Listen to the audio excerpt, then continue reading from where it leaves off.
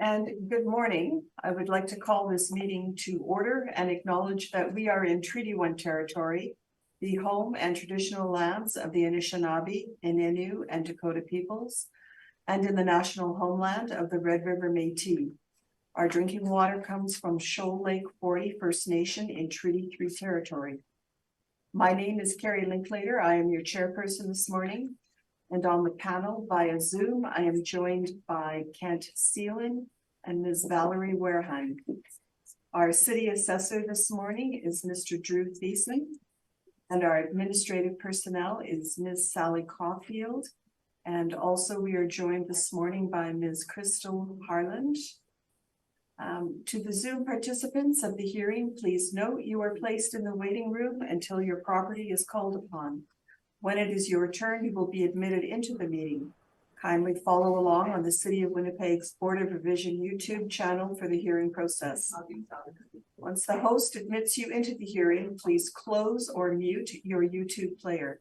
You will be then permitted to speak with respect to your property. Once your hearing has concluded, you can leave the meeting. We will be hearing applications for revision of the assessment roll in accordance with the Municipal Assessment Act. The matters for which revision is requested have been described in each application, and we will limit discussion to those matters. The statements that are made at this hearing are sworn testimony, and anyone speaking to the matters must be sworn in. Be advised that comparison of assessments of properties are not considered evidence of market value by the board. The board is appointed annually by City Council and is independent of it and the city administration.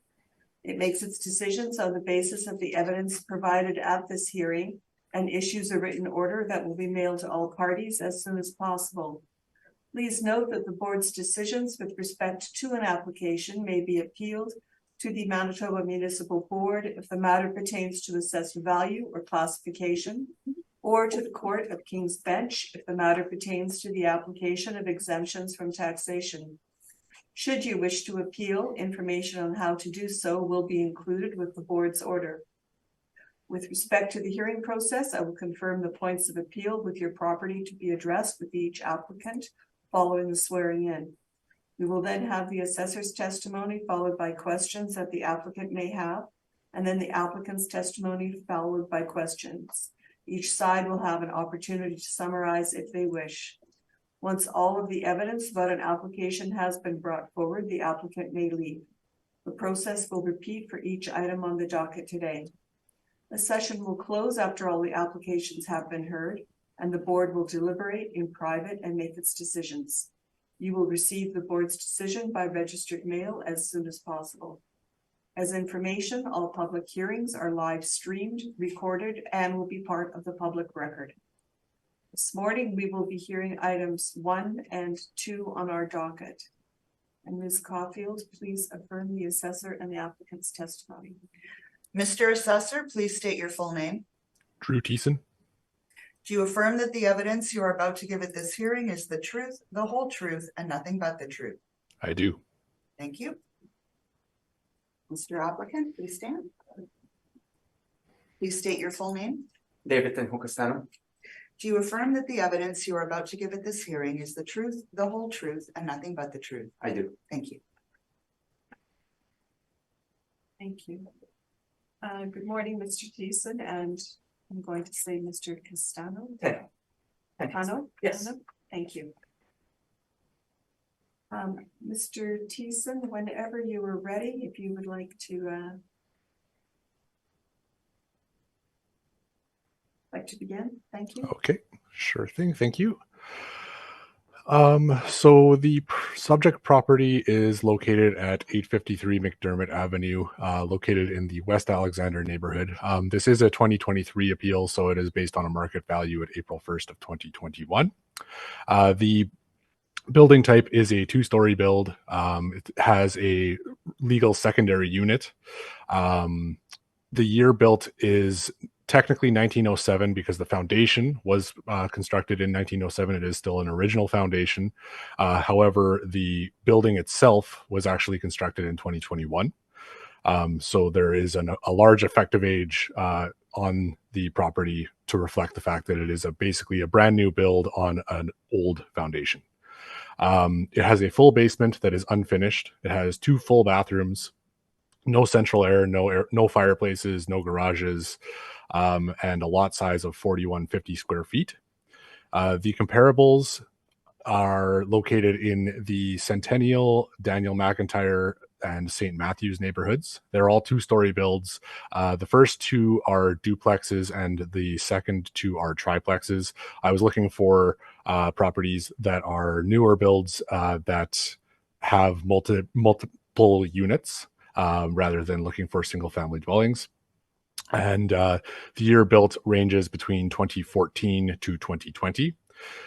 The living area ranges between 1814 square feet to 1933 square feet. 2 major considerations would be the basement types for the Comp 1 and Comp 2, where they have only a park basement or a surface foundation. So in the case of the park basement, it will be only partially part of the area that would actually be usable. It wouldn't have the full area. Whereas with the surface foundation, there would be no basement at all.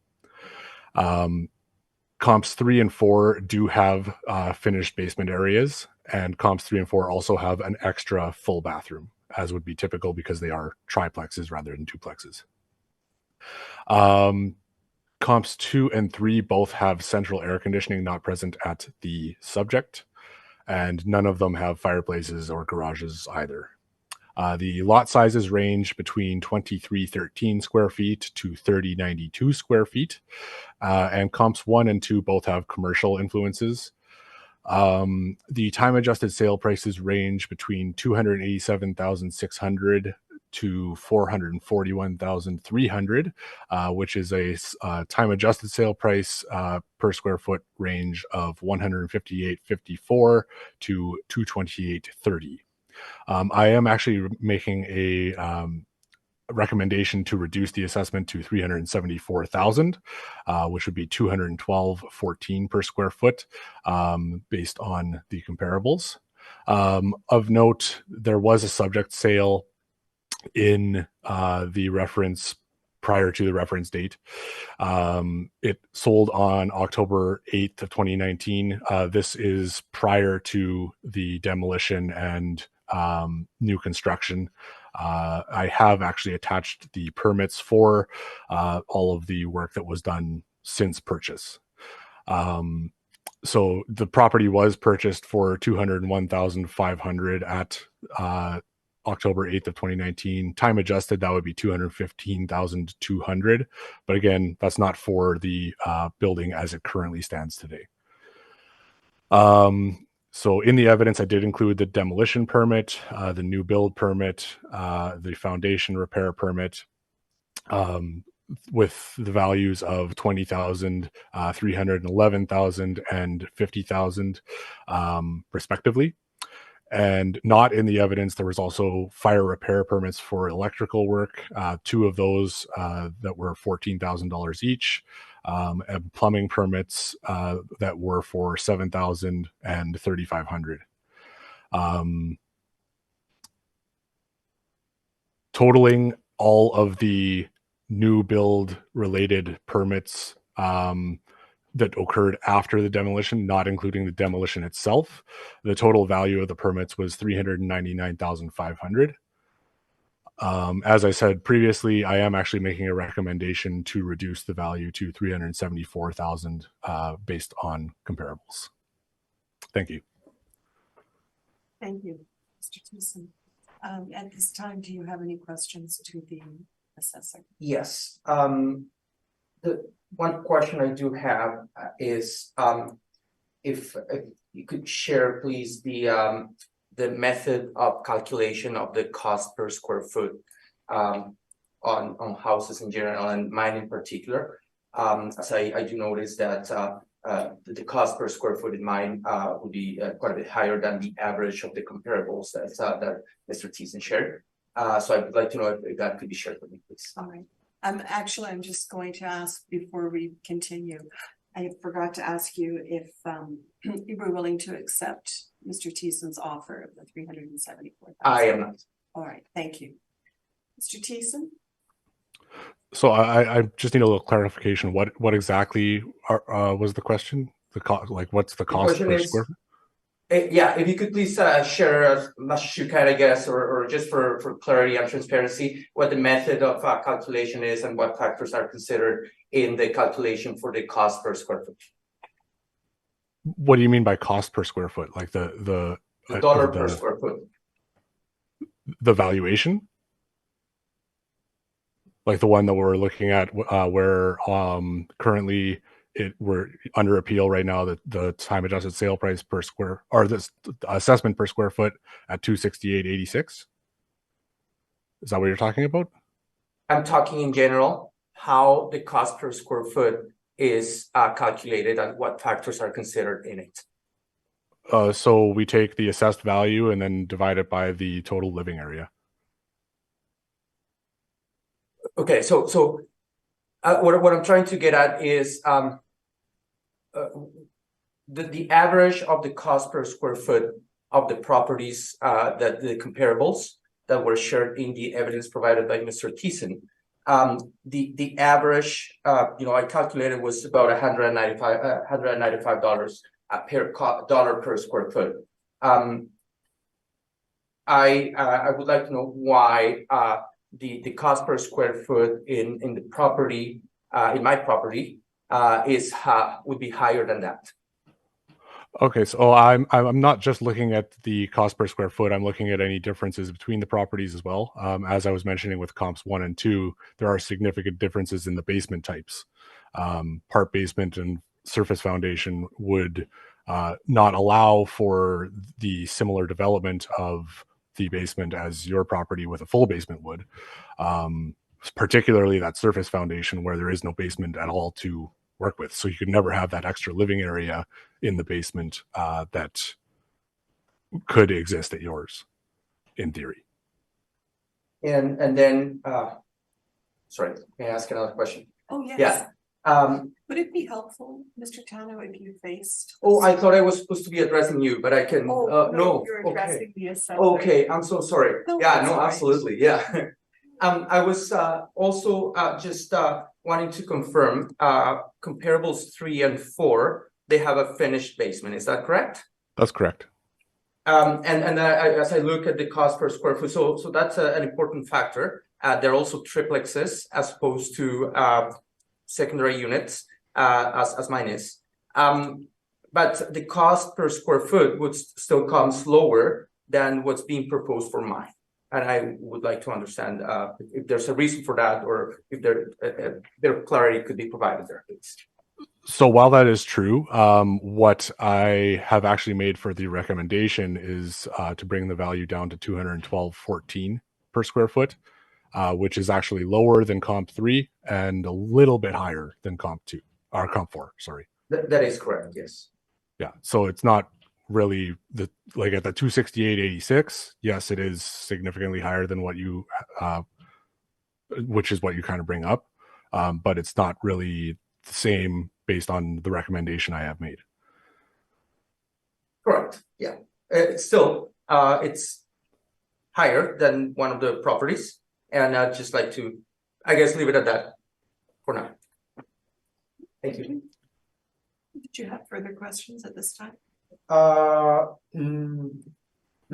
All right, thank you. Ms. Wareham, did you have any questions for the assessor? Not at this time, thank you. Thank you. And Mr. Seelan?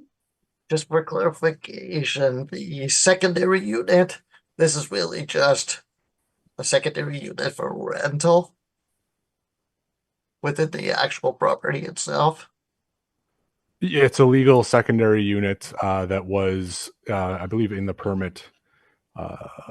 Just looking at the permit here now. Yeah, so on the permit, it does say construct new 2-story, 1646 square foot family dwelling, 110 square foot covered front entry and attached second floor secondary unit. So just on the second floor, there is a legal secondary unit. Okay, thank you. I have no further questions, Madam Chair. Thank you. Mr. Thiessen, just further on that subject, I have not heard that called a secondary unit before. And I'm just wondering why that terminology is used. I believe it has something to do with how approvals go through at planning, property, and development. I'm not 100% sure on exactly what would be a duplex versus a secondary unit, but I believe it has something to do with sizing. It's not really my area of expertise. What I'd be looking at more so is the fact that there is a second living unit, which would then allow for rental and would not really be all that similar to a single family dwelling. I mean, you can use a single family dwelling to compare to, but you have to consider the fact that there is the opportunity to have an income stream from that secondary unit as well. I see. Okay, thank you. Just a couple more questions. On your comparables 1 and 2, do you know what the commercial influence is? For comp 1, I'm not 100% sure. I believe it's for a church, based on what I could see on the mapping. And then for comp 2, it's an apartment across the street. Okay. And the foundation was left on this property, correct? Yes. So the subject property has the original foundation that did have foundation repair work done as well, which is in the permits that I submitted as well. Correct. And did you state that the foundation is stone? Or I personally did not state that, no. But okay. I believe that is the case based on what I've seen in the permit work. All right. And your comparables, they are also new builds? Yes, they are all new builds built between 2014 and 2020. Okay. So to the best of your knowledge, they were not using existing foundations? No, these would be all using new foundations. Okay. So did you happen to inspect this subject property? I did not. Okay. I'm assuming it was inspected after the build? I don't believe that is the case. I think we may have spoken with the owner to add it onto the roll, but the notes that I have were not clear. So I'm not 100% sure if we did or not. Thank you. If you would like to proceed with your brief. Sure, thank you. And thank you for the opportunity to come here and speak to you about this for sure. Appreciate it. Thank you, Mr. Thiessen, for all the communication and the different discussions we've had. So I'd just like to present my evidence, which is lengthy. I do realize that I printed a few reports, and what was suggested on the package I got, even I included that. I run the market comparison. So let me just quickly run you through a few of the pages of relevance in my evidence. Most of it is the same facts that Mr. Thiessen has presented, which is good. So I'm just going to point you to a few of the relevant pages in my evidence. The first page is a survey. It just details the lot size, which is 4150 square feet. The pages 2 to 4, we see some engineering drawings from work that was done on the existing foundation. So as stated, the foundation for the construction work and the repairs that were done on the property after the fire, the foundation remained the same. It is a stone foundation, which is originally built in 1907. It needed to be repaired because there were a lot of cracks and there was land pulling into it. So the repair work is highlighted in that piece of evidence on pages 2 to 4. The house was repaired, fully rebuilt after the fire that occurred in 2009, and the engineering drawings presented also show that the layout of the house remains the same, exactly the same as what it was prior to the fire. So the price I paid for the house in October of 2019, to $200,001.500, was for a property with the exact same layout as what it is today. I'm also included just 3 photographs of the home, pages 5 and 6 of the full package. The photographs just to show the home exterior, just to confirm as fact, the front, the back. I'm also including a photograph of the basement. Currently, as it stands, is unfinished, and no work was done on it at all. So it's an unfinished basement. Then in my evidence, I go into some market analysis that I executed for the property. So, you know, there's about 75 pages of a report that was, as I mentioned, what I printed from the City of Winnipeg's website for the area in question, which according to the site is called Inner City. I just, you know, a few of the properties within about a 2-block radius of my property. In general, you know, I look for 2-story properties in that general area.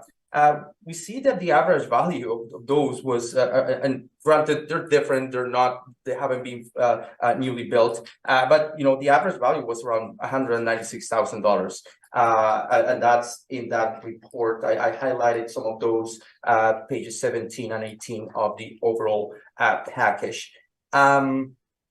So that's just to highlight that there's a vast difference in property valuation between what's being suggested and the properties around it. I also provided some market analysis, some independent market analysis from realtors. I included a report as well. With some properties that were sold around the time frame in question, so prior to April of 2021. I'd also like to highlight that you know, that report shows an average price of $256,000 for properties. Again, granted, there could be differences, but I just like to highlight the large price difference between what's being proposed and what's highlighted in the reports.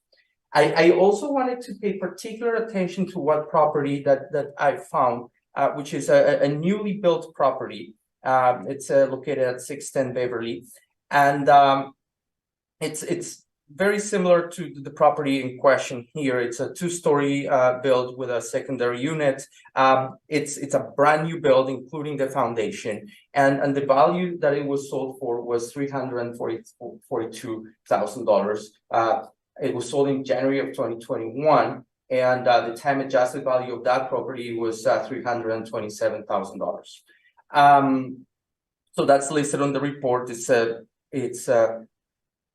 Sorry, no, that's part of the package, again, in the pages 92 to 96. And then at the end of the full evidential package that's included, you see some additional engineering plans. So just again, to highlight the layout of the floor and reinforcing the fact that it is a stone foundation, and the fact that the layout of the property remained exactly the same as what it was before the fire. So that's a quick highlight of my evidence that I'm presenting to this board.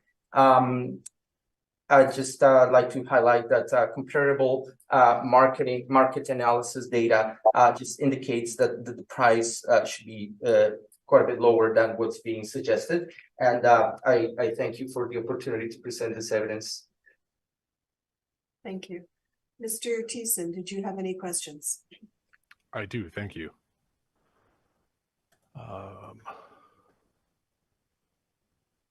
Sorry, I'm just pulling up my note here. Okay, so with the exception of, so for the properties you did include in your market analysis, as well as the sale of 610 Beverly Street, these all occurred after April 1st of 2021, correct? except for 851 McDermott? 610 Beverly. I don't have the exact sale date. It was in 2021. But I don't know if it was after April. It is in the report that says between January 1st, 2021 and April 31st, 2022. That's where it appears. So I don't know the exact sale date. I don't know if it was before or after April 31st. For the other four, the other properties that I presented, they were before April of 2021.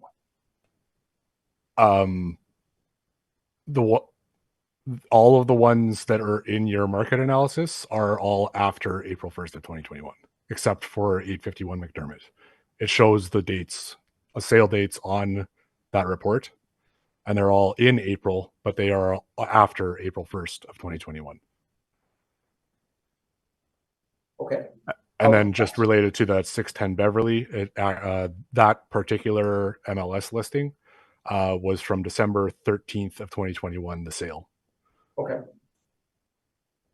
So they're all post-reference, except for 851 McDermott Avenue.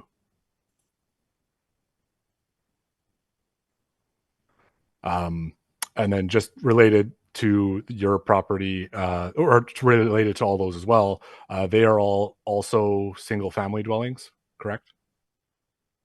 Okay. I can't recall right now. I'm sorry. I have to go back to the report and the details of the data. I focused on whether there were 2 stories or not. Okay. But with 851 McDermott Avenue, it's actually a 1 3/4 story, not a 2-story, correct? And it's also I remember the about details of that property. Is there the one right beside mine? But yeah. And it's also about 500 square feet smaller than your property as well. If you have the data in front of you, you can look at it yourself. So yeah, okay. It is. I'll take it. If you're seeing it, yeah. Okay. And then just related to your property, it is an income producing property, correct? Like you are renting it out. I'm so sorry. Can you repeat the question, please?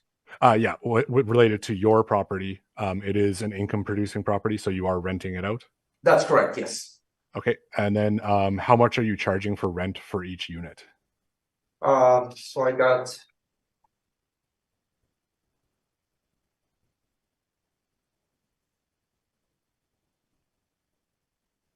$1,470 for the main unit suite, and $1,255 for the top suite, and that's starting in March of this year. Okay. I renewed my contracts in March 1st of this year, so that's the current, and that's including parking. Okay. Is there anything else included or excluded from the rent besides parking? In terms of utilities and things like that? Yeah. For the main unit, all utilities are included. So I pay for water, I pay for hydro. For the second unit, hydro is not included. So the renter pays for hydro, and I still pay for water for the property. Okay. And then related to the 8 properties that you highlighted from our sales books, I believe only 5 of them have legal multi-suite usage. So they're either duplexes or multifamily conversions. Is that something you were kind of aware of? So the other 3 would then be single family dwellings? Okay. Yeah. Okay. You are aware. Okay. And furthermore to that, they are all original builds going back to 1920 or 1908 or 1940 or whatever, and they only have minor upgrades, if any, with the exception of a couple that are 1.5-story builds that have seen significant upgrades. Is that something that you were also aware of, or were you just kind of looking at I was not aware of all those details, no. Okay. So yeah, just based on that, the only ones that I saw that had recent significant modernization were the 851 McDermott, 860 McDermott, and 850 McDermott, but they were all the 1 3/4 or 1.5-story builds. So while you said you were looking for the 2 stories, these ones that are probably the most similar are not what you were really looking for. Is that kind of the case? I just have a point of clarification. It seems like Mr. Thiessen is making statements as opposed to asking questions to me. So I just don't know if that's part of the process, or as he's looking through the evidence, he's allowed to just mention and rebut whatever I mentioned. I thought it was just a question period. It is, but he's also asking questions about the evidence that you've presented. What was the question again? So the only ones that I saw were the that had the significant upgrades, significant recent modernization done, were the 851 McDermott, 860 McDermott, and 850 McDermott, which are all 1 3/4 or 1.5 story builds. Which previously you had said that you were looking for the 2-story builds because you felt that they were similar, but then these wouldn't really fall under your similarity criteria. Is that right? Is that right? I don't know because I don't have the details of the properties.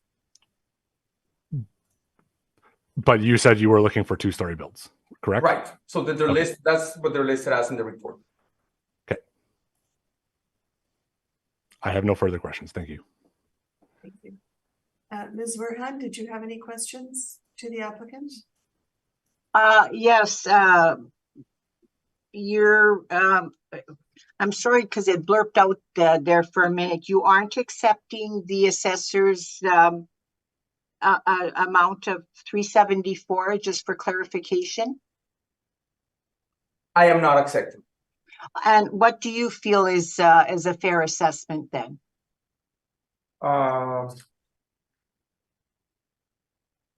I feel a fair assessment will be $325,000.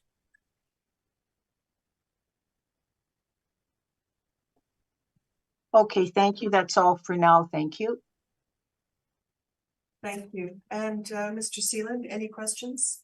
Yes, just clarification questions. So you're renting this house out? You're renting out to 2 suites in it, like to two Yes. different I have two tenants in the house. tenants? One in the main suite, one in the second suite. Yes. Okay. What did you say the cost of the rental was for each? As of March 1st of this year, the Yes. cost of rentals is $1,470 for one suite and $1,255 for the other. A month, including parking.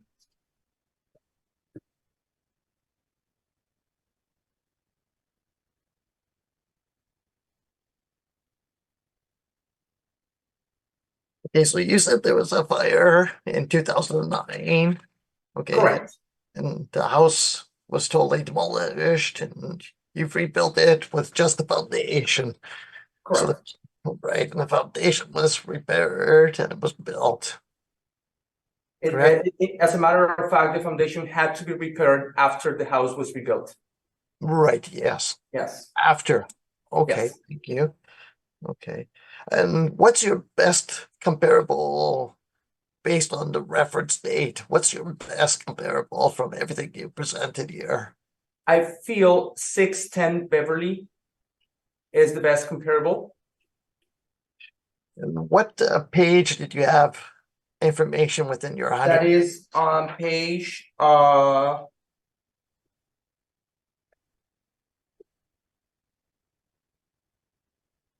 page 92 of the package. E2? Yes. Here.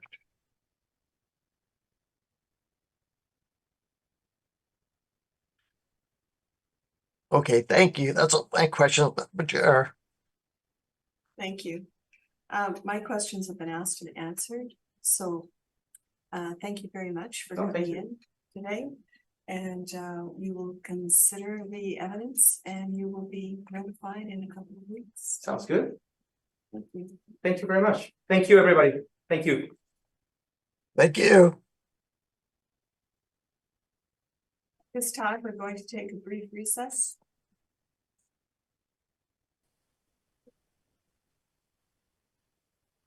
I would like to bring this meeting back to order. We are looking at item number 2 on our docket, which is 7 Bridgehampton Bay, And I would like to note that the applicant is not here in attendance. And Ms. Caulfield, did he register with us? No, he did not register. Okay, so the applicant did not register. Thank you. So at this point, we are going to have a brief recess to discuss this item. Thank you, Ms. Caulfield.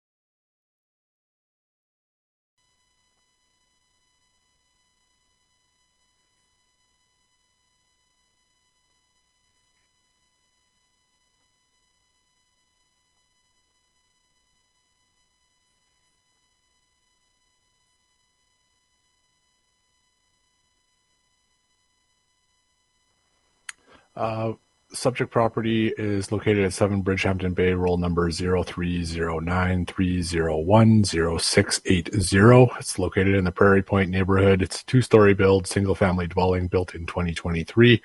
Living area of 1993 square feet, has a full basement that is finished, has 2 full bathrooms, 2 half bathrooms, 2 showers. Does have central air conditioning, has a fireplace and attached multi-car garage. Lot size of 4,250 square feet and has a walkway land influence. The comparables are located either in the Prairie Point or South Point neighborhoods, 2-story builds, single-family dwellings, built between 2017 and 2019. Living areas between 1844 square feet to 2067 square feet. They all have full basements. None of them are finished. The bathroom counts are slightly different for all of the comparables. All have less than the subject. And the Comp 3 does not have a central air conditioner, and Comp 2 does not have a fireplace. The lot size ranges between 4,486 square feet to 7,531 square feet. None of them have land influences except for Comp 3, which has the hydro transformer box in the yard. And the time adjusted sale prices range between $483,800 to $535,400, and the time adjusted sale prices per square foot range between $258.99 per square foot to $275.38 per square foot. The current valuation is at $523,000 or $262.42 per square foot. I believe that value is supported. I also did speak with the owner on February 22nd.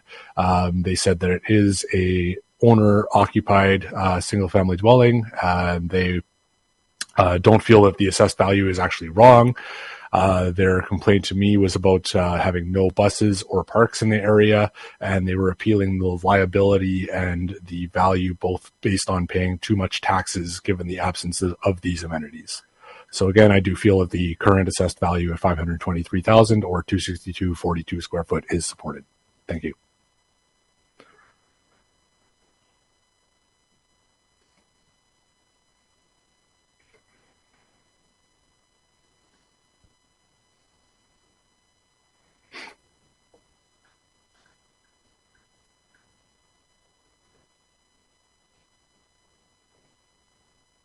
Yes.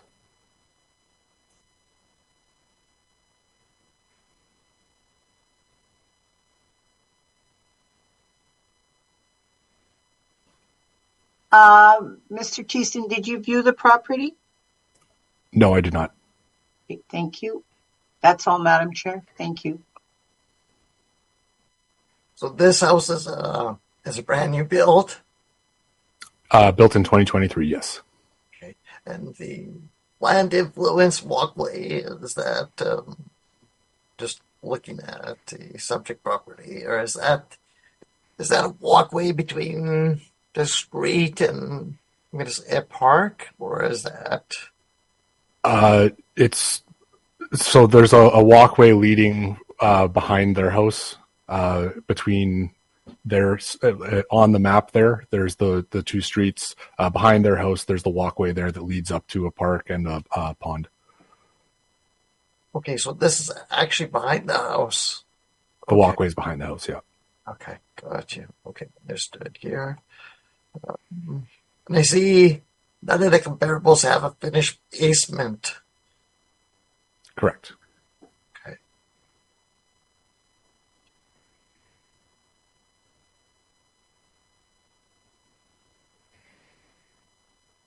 That's all my questions, Madam Chair. Thank you.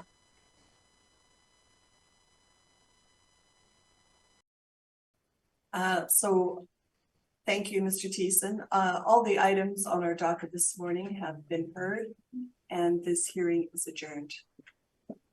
I thank you, Mr. Thiessen, for your time this morning Thank you. and also to panel members. Thank you. Thank you.